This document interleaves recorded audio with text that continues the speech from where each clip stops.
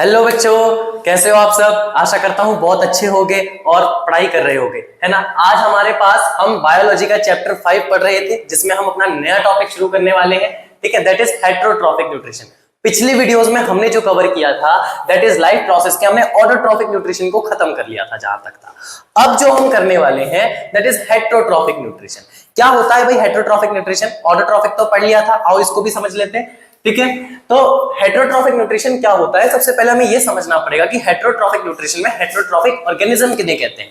हमारे heterotrophic organism वो organism होते हैं जो अपने फूड के लिए ऑटोट्रॉफ के ऊपर डिपेंड होते हैं भाई। ठीक है, तो ऐसे ऑर्गेनिज्म जो अपने फूड के लिए किसके ऊपर डिपेंड हो रहे हैं? ऑटोट्रॉफ पर, तो उनको क्या कह रहे हैं? Heterotrophic organism. और इस प्रोसेस को कहते हैं भाई, इस प्रोसेस को हम लोग कह रहे हैं हेटेरोट्रॉफिक न्यूट्रिशन। ठीक है, तो आओ एक बार पढ़ लेते हैं। These are those organism who depends on autotrophs for their food. ठीक है, दूसरी बात, इनको भी क्लासिफाई कर रखा है। जैसे हमने ऑटोट्रॉफ्स को क्लासिफाई किया था ना कितने पार्ट्स में, हमने बोला भाई ये फोटोसिंथेटिक भी होते हैं और कीमोसिंथेटिक भी होते हैं। इसी तरह से हमारे हेटेरोट्रॉफ की भी क्लासिफिकेशन कर रखी है, और इन क्लासिफिकेशन में इनको 3 ब्रॉड क्लासिफिकेशन में बांटा गया है। आओ देख लेते हैं एक करके तीनों को। तो सबसे पहला जो हमारा हेटेरोट्रॉफिक न्यूट्रिशन का मोड है दैट इज होलोजोइक। फिर कौन सा है? सैप्रोफिटिक और पैरासिटिक। आओ एक एक करके सबके बारे में डिस्कशन करते हैं। अगर हम बात करें होलोजोइक की, तो होलोजोइक ऑर्गेनिजम्स कौन से होते हैं भाई? तो होलोजोइक ऑर्गेनिजम्स के अंदर या फिर holozoic mode of heterotrophic nutrition के अंदर हमारे वो ऑर्गेनिजम्स आते हैं जो अपने फूड को, मतलब जो फूड सॉलिड फूड को अपनी बॉडी के अंदर ब्रेक डाउन करते हैं। जैसे कि हम ह्यूमंस तो आ गए, एनिमल्स आ गए, और कौन आ गया? यूनिसेलुलर की बात की जाए तो वो हमारे पास आ गए अमीबा। ठीक है, अमीबा क्या है? यूनिसेलुलर है। आओ एक बार पढ़ लेते हैं भाई क्या लिखा है होलोजोइक में। Organisms take in solid food and break down it inside the body.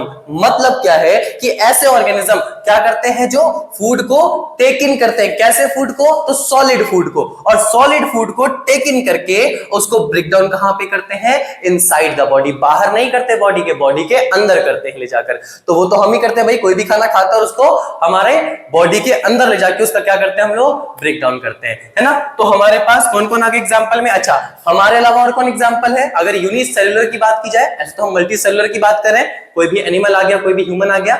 अब हम ये कह रहे हैं कि यूनिसेलुलर में कौन है? तो अमीबा। अमीबा बहुत अच्छा एग्जांपल है इसका। अमीबा क्या करता है? फूड को एंगल्फ करता है पहले, है ना, अपने 2 फॉल्स लेग या फॉल्स फीट कहते हैं उनको, उससे उसको कवर करके फूड को, और एंगल्फ करने के बाद उसको बॉडी के अंदर ब्रेक डाउन करता है। तो यूनिसेलुलर में अगर कोई एग्जांपल पूछेगा तो क्या बोलोगे?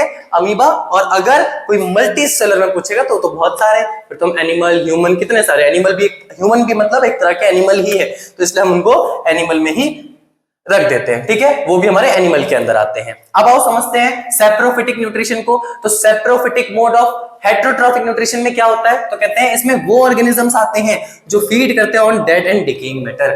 मतलब ये कहां से अपना फूड, कहां से अपना न्यूट्रिशन एब्सॉर्ब कर रहे हैं? किसी भी डेड या फिर डिकेइंग मैटर से। जैसे हम लोग कोई भी केले के छिलके हो गए या किसी भी फ्रूट्स के छिलके हो गए या सब्जी के छिलके अगर हम बाहर फेंक देते हैं, तो इन सब छिलकों का होता क्या है? इन सबको डिकेइंग करने में, मतलब इन सबका डीके करने में, इनको डिकम्पोज करने में कौन हेल्प कर रहे हैं? तो हमारे सैप्रोफाइट्स हेल्प कर रहे हैं। जैसे कि फॉर एग्जांपल हमारे फंगाई आ गए। अच्छा, तो अब हम बात करते हैं अपने पैरासिटिक मोड ऑफ न्यूट्रिशन की। इसमें क्या है भाई?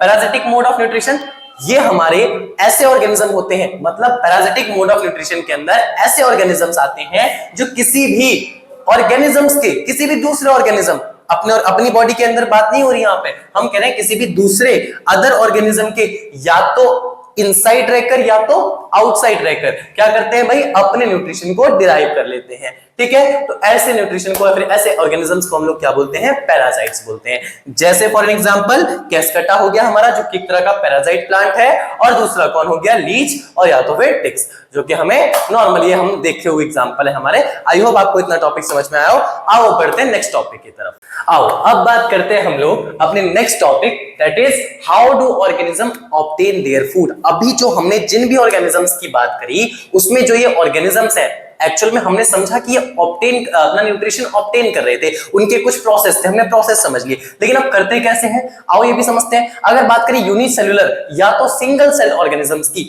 तो ये कैसे, तो हम कह रहे हैं food is taken up through entire surface, मतलब जो यूनिसेल्युलर या सिंगल सेल ऑर्गेनिज्म होते हैं ये अपनी पूरी बॉडी के सरफेस से क्या करते हैं, किसी भी न्यूट्रिशन या फिर किसी भी फूड को एंगल्फ करते हैं या फिर इंजेस्ट करते हैं। हम लोग लेकिन क्या करते हैं, सिर्फ अपने माउथ का यूज करते हैं, राइट, लेकिन इनके केस में क्या है, पूरी बॉडी के सरफेस का यूज करके ये लोग क्या करते हैं, अपने फूड को टेकन अप करते हैं। आई होप इतनी बात आपको क्लियर होगी। अब आओ अगर बात करें एग्जांपल की, तो इसमें कौन कौन से एग्जांपल है आपका, अमीबा या फिर पैरामीशियम, बहुत जाने माने एग्जांपल है ये हमारे बायोलॉजी में यूनिसेल्युलर के। आओ अगर अमीबा की बात करें तो बेटा न्यूट्रिशन इन अमीबा में क्या होता है, अगर हम इसमें देखें तो हमारे पास ये जो अमीबा है एक सिंगल सेल्ड है। आई होप जैसे ही इसको कोई भी फूड पार्टिकल, अब जब मान लो कि अमीबा यहां पर अभी है, ठीक है, और कोई फूड पार्टिकल अभी इससे दूर है, अगर ये इसके जो केमिकल्स है ये आसपास अपने केमिकल्स को क्या करता है, सिक्रीट करता रहता है, जिससे कि क्या होगा, वो उसके फूड को सेंस कर पाता है। जैसे ही कोई फूड पार्टिकल इसके दायरे में आएगा तो ये क्या करेगा, उस फूड पार्टिकल को अपने जो सिक्रीशन ऑफ केमिकल्स हैं उनसे क्या कर पाता है, सेंस करके उस फूड की तरफ अपने पूरे सरफेस को आगे भेजता है। ठीक है, अगर बात करें तो जैसे ही ये फूड पार्टिकल को सेंस करेगा वैसे ही इसके आसपास ही क्या करेगा, एक बेटा फॉल्स फीट बनाएगा जिसको हम बोलते हैं स्यूडोपोडिया, मतलब अपने दो ऐसे पैर टाइप निकाल लेगा, इन दो पैरों को, जो कि एक फॉल्स फीट है, असल में तो ये पैर नहीं है ना, पैर तो हमारे हैं लेकिन इनके तो ये पैर नहीं है, तो हम कहते हैं ये दोनों क्या है, फॉल्स फीट। इन फॉल्स फीट को हम लोग क्या कहते हैं, स्यूडोपोडिया। हम कह रहे हैं कि भाई ऐसा कुछ पैर जैसा निकाल लेगा और दोनों पैर के बीच में खाने को इस तरह से फंसा लेगा। ठीक है, जैसे ही इस खाने को ये फंसा लेगा तो इस प्रोसेस को हम लोग क्या बोलते हैं, इंजेशन। तो ये क्या कर रहा है, यहां तक उसने इंजेस्ट कर लिया खाने को, फिर क्या करेगा ये, अब आगे जैसे ही खाना इंजेस्ट कर लेगा, भाई अब खाना हमने मुंह के अंदर डाल दिया, अब उसको क्या करना है, आगे के प्रोसेस में लेके जाना है ना, तो अब खाना क्या होगा, खाने के बाद मुंह से नीचे जब जाएगा खाना तो क्या होने को जाएगा, डाइजेस्ट होने जाएगा। तो ऐसे ही इसके पास भी क्या जाएगा, ये डाइजेशन के लिए जाएगा। जैसे ही डाइजेशन होगा तो यहां पर क्या बना लेगा, एक ये फूड वैक्यूल बना लेगा। ये फूड वैक्यूल के अंदर क्या करेगा, उस खाने को एंगल्फ कर लेगा और वो फूड पार्टिकल को अब ये ब्रेक डाउन करना शुरू करेगा। तो यानी ब्रेक डाउन करके क्या करेगा, वो उसका एब्जॉर्प्शन करेगा। किस चीज का एब्जॉर्प्शन करेगा, जो उसमें इसके लिए न्यूट्रिएंट्स होंगे, जो इसके लिए इंपॉर्टेंट पार्टिकल, जो भी इंपॉर्टेंट न्यूट्रिएंट्स है उन सबको क्या करेगा, यहां पर इसको ब्रेक डाउन करके एब्जॉर्ब करना शुरू कर देगा। आई होप आपको इतनी चीज समझ में आई होगी। आओ नेक्स्ट स्टेप पे बढ़ते हैं। जैसे ही ये खाने से न्यूट्रिएंट्स को एब्जॉर्ब कर लेगा तो बचा कुचा खाना क्या करेगा, ये असिमिलेट करेगा, मतलब अब ये अपनी बॉडी को एनर्जी देने के लिए जो है उसको वहां भेजेगा। तो इस तरह से अलग अलग जो भी काम के लिए जो भी उसने न्यूट्रिएंट्स लिए हैं उनको एसिमिलेट करेगा। और एसिमिलेट करने के बाद अब क्या बचा, अब जब खाना पच गया, आपको एनर्जी मिल गई, तो अब बचा कुचा जो मटेरियल रह गया, जो अभी अनडाइजेस्टेड था या जो हम पचा नहीं पाते, वो वेस्ट प्रोडक्ट के फॉर्म में हम भी बाहर निकाल देते हैं। ऐसे अमीबा भी क्या करेगा, जो बचा कुचा खाना है, जो कि अनडाइजेस्टेड फूड रहा, उसको क्या करेगा, ये आगे इजेस्ट कर देगा बॉडी से, इजेशन हो जाएगा इसकी बॉडी से। तो हम क्या करें, यहां पर अनडाइजेस्टेड फूड का इसने क्या कर दिया, इजेशन कर दिया। तो सबसे पहला प्रोसेस क्या हुआ अमीबा के न्यूट्रिशन में, हम बोल सबसे पहले इंजेशन हुआ, जो क्या हुआ, फूड पार्टिकल को सेंस करके उसने